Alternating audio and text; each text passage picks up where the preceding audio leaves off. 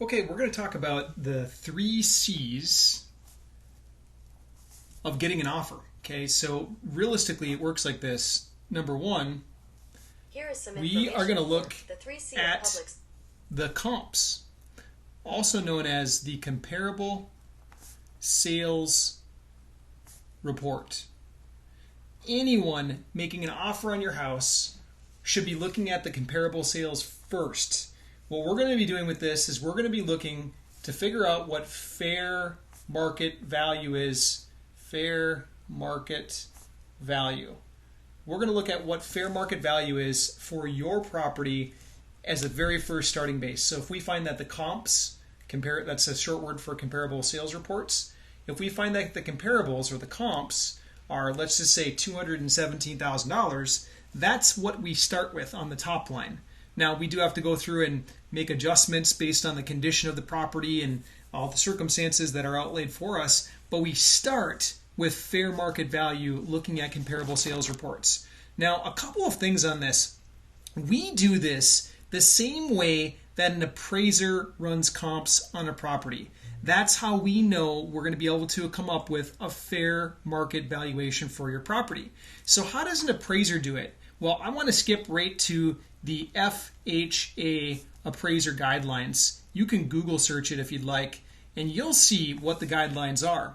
Number one, the properties that are in the comparable sales reports, they need to be within a half-mile radius of your house. That means that you don't, unless you're in a rural area, if you're somewhere near the city, a half mile, that's basically if you put a little pin drop on a map and you draw a circle around it, all the houses that pop up within that half mile would be a comparable that potentially could be used. Okay, you don't want to go 10 miles out because your neighborhood might be different than the neighborhood that's 2 miles away or a mile away. Okay, the other big one, so we got within a half mile, is that the bedroom, bathroom, in square footage must be the same. Okay, you don't want to compare your house. If your house is a 4-bedroom, 2-bath, you don't want to compare it to a 3-bedroom, 1-bath because the 4-bedroom, 2-bath is going to sell higher than the 3-bedroom, 1-bath. So we want to make sure that we're spot on accurate with bedroom, bathroom, and square footage. Now, on the square footage count, can it be off by 100 square feet or so? Sure, it probably could be, but the closer we can get to your subject house, the better off we're going to be for figuring out what fair market value is for the house.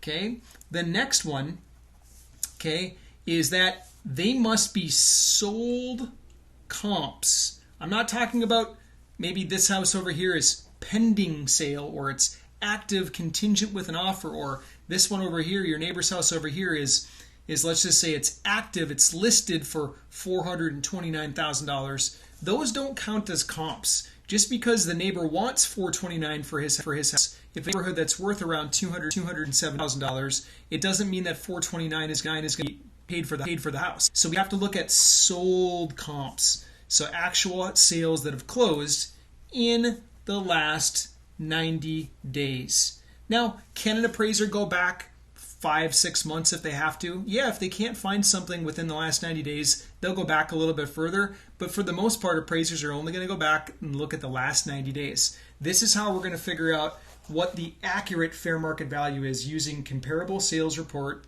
the same way that an FHA appraiser would.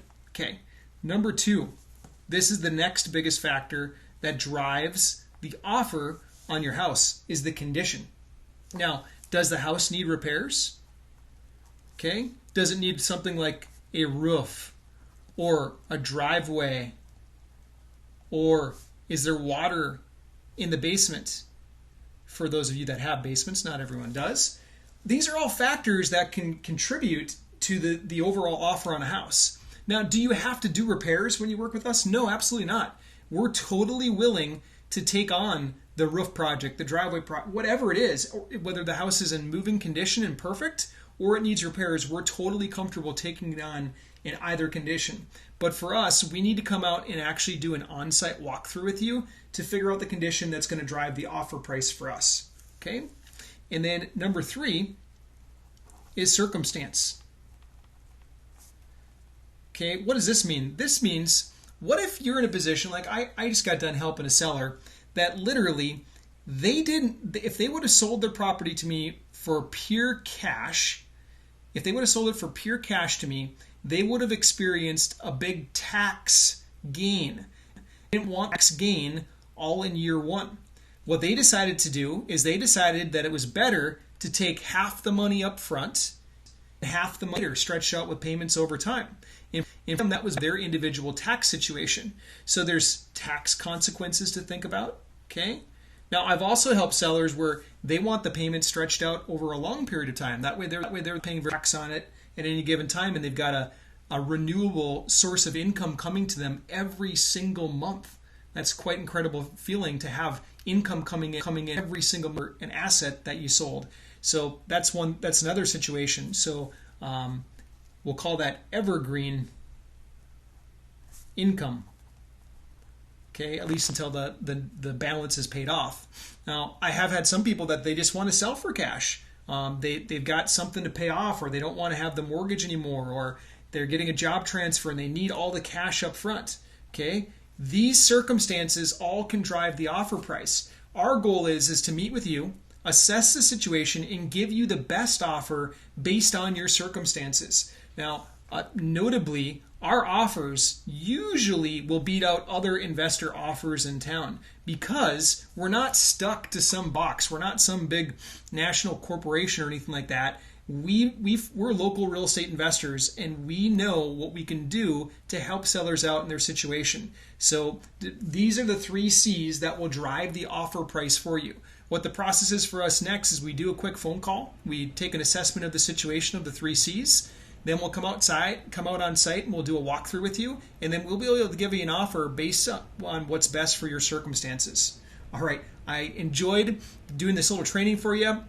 The next step for you is to reply to the email that we sent you, or give us a call on the number listed on the email so that we can schedule the next step. All right, thanks. Look forward to working with you soon.